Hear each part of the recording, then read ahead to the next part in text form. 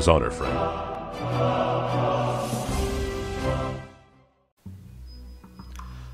Leveling in World of Warcraft.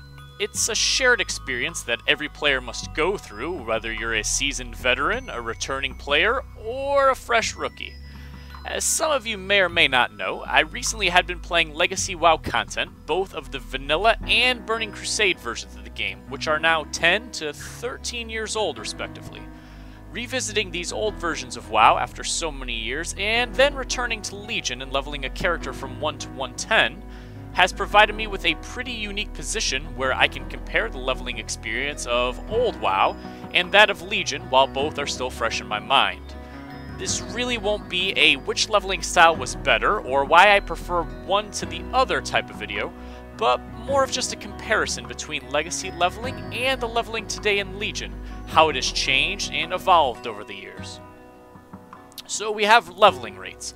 On a Blizz-like World of Warcraft vanilla server, an experienced player who has a deal of in-game knowledge, you can expect to reach level 60 in around 5 to 9 days of in-game playtime. Statistics from servers such as Nostalrius have shown that the average time it takes for a player to reach 60 is 10 days or longer of played, meaning that newer players or less serious players could expect to take perhaps 12 or even longer days to reach the maximum level. Of course, a dedicated player with a bunch of friends can use methods like mob tagging, assisted AoE farming, and other clever mechanics in order to reduce the speed as low as 4 days or even less. But for the purposes of this video, we're going to assume a normal player in Vanilla WoW would achieve max level in about 10.5 days of playtime, and a skilled one, perhaps 7 or 8 days. Again, your results may vary, and there's no need to let me know about your 5 days to 60 experience. We're speaking in averages here, and trust me, I believe you. Now, the problem in Legion is it becomes very difficult to determine just how long someone can expect to reach max level. This is because the leveling process has split into so many different routes that you can take, and each one drastically alters the time needed to reach maximum level. I very recently leveled from 1 to 110 on a fresh Legion character. I did not use heirlooms or experience boosters whatsoever until level 88. This took me roughly 2.5 days of playtime, and 2/3 of my experience was gained via questing, and 1/3 was gained via running dungeons. I felt that this was a relatively legacy way of gathering experience, rather than just spamming the dungeon finder over and over in a capital city, which is now a completely viable method of leveling. The final result was me reaching maximum level in 3 days and 20 hours of playtime, or less than 4 days. Granted, I am a seasoned player with many years of game experience, and I did use some assistance along the way, such as heirlooms and 1 experience potion after level 88. But I feel even without these aids, I could have easily attained maximum level in 5 days or less. Now, the question becomes, how long would it take to reach 110 using heirlooms the entire time? How long would it take if I did nothing but spam the dungeon finder? What if I used multiple experience potions or recruit a friend? Or what if I had skipped the level 1 to 100 experience entirely with a level 100 character boost? Because of all of these options that were previously unavailable to players, it becomes very difficult to determine just how long it quote-unquote should take to reach maximum level. It is most definitely possible to reach maximum level in under 1 day of playtime on a brand new fresh account using a level 100 character boost, however. Especially if world events such as 7.2.5's Legion Falls are properly utilized. Still, even leveling an alternate character fresh from level 1, it should be possible in easily 2 or 3 days played, or even less if heirlooms and boosts are properly taken advantage of. Zone changes. So, as you may know, in December 2010, Blizzard released their 3rd game expansion, The Cataclysm. And with it, most of the game was permanently altered. Zones that had been largely untouched for 6 years were now drastically changed during Deathwing's assault on Azeroth. For many members of the community, this was an outrage, as things just weren't the same anymore. The redesigned zones were also given a plethora of new quests, many of which parted with the traditional gather X items, kill X monsters, and instead had entirely new mechanics. Vehicle usage was implemented in Wrath of the Lich King, and Cataclysm was very eager to incorporate it. For lower level players, this felt different.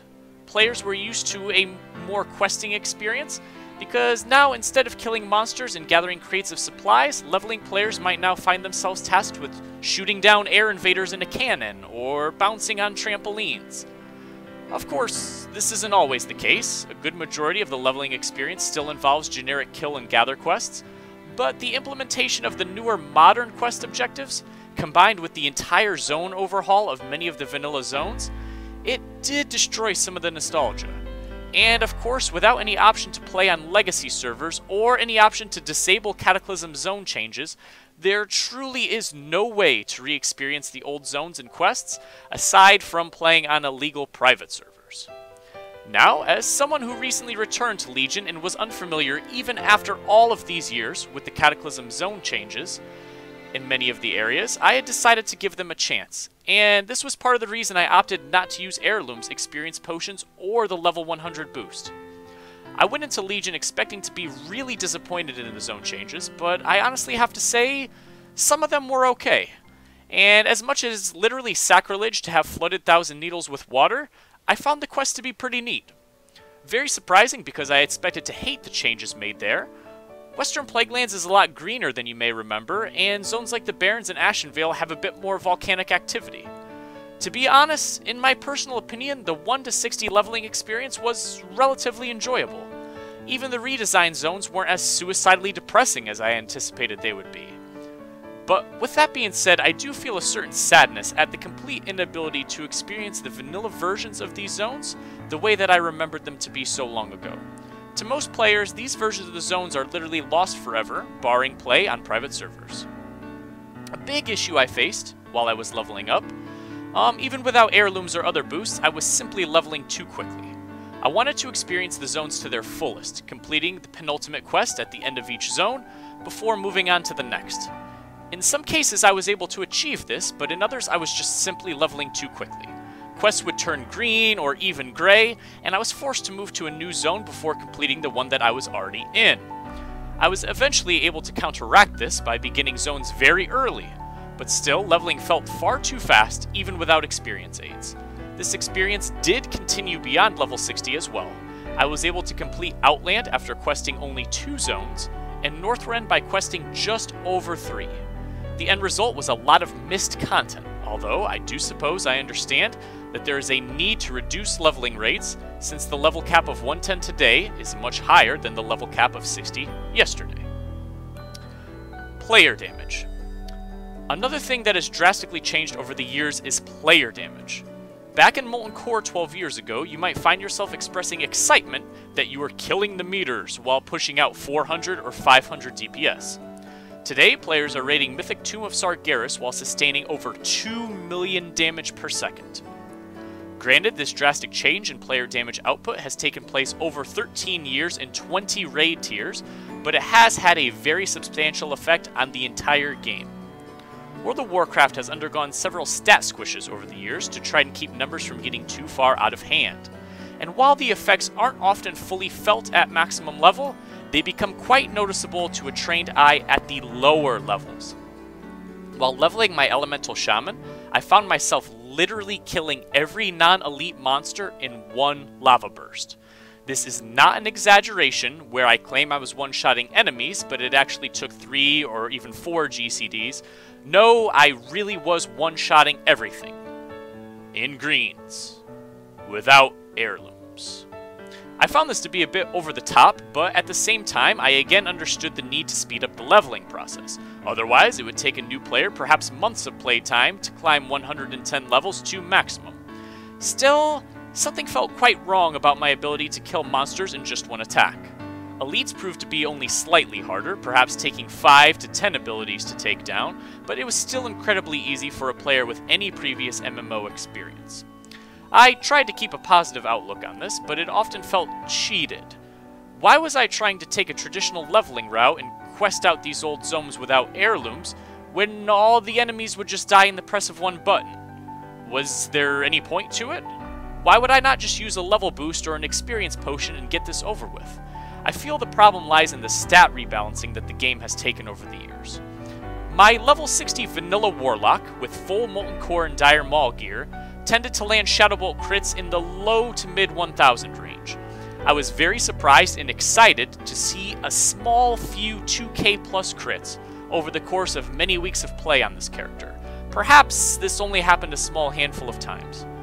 On my Elemental Shaman, Lava Burst began critting for over 1000 damage as early as my mid-level 30s. And by the time I had reached 60, I was already critting for over 3000 damage very regularly, only using green items. I suppose over the years, as the game progresses and more new content is implemented, stat squishes and rebalancing may become inevitable. Surely this was the case for WoW. But I still can't help but wonder if things could have been done differently to perhaps better preserve that low-level player experience and present them with more of a challenge as they level. My final thoughts. My final thoughts on the Legion leveling process, it's conflicted. While I understand the necessity for an expedited 1 to 110 process, I felt as if it was far too fast and easy for me to reach maximum level. Just to recap, back in the day, an average player would take 10 days of in-game time to reach level 60, and I was able to level from 1 to 110 in less than 4 days, not taking advantage of any of the massive experience boosts available to me until the very end. While I was pleasantly surprised at the Cataclysm zone changes, and I even felt that many of the new zones were enjoyable, I still leveled too fast to fully experience them. In the end, I would likely have to level 2 or maybe even 3 more toons without the use of heirlooms or boosters, just to see each zone and how it was changed during that expansion. In the end, however, leveling is always just a means to an end. We all level our characters to reach maximum level, and that's when the endgame content begins. My advice to someone returning to Legion would be to temper your expectations for leveling. You will find many players largely do not even quest very much prior to the Broken Shore at level 100, and instead just power through the Dungeon Finder, which tends to be painless, and in some cases faster than questing. I'm not a big fan of these changes, but I suppose it is a means to an end. We level to reach endgame content, and that is where a majority of our characters' playtime tends to take place.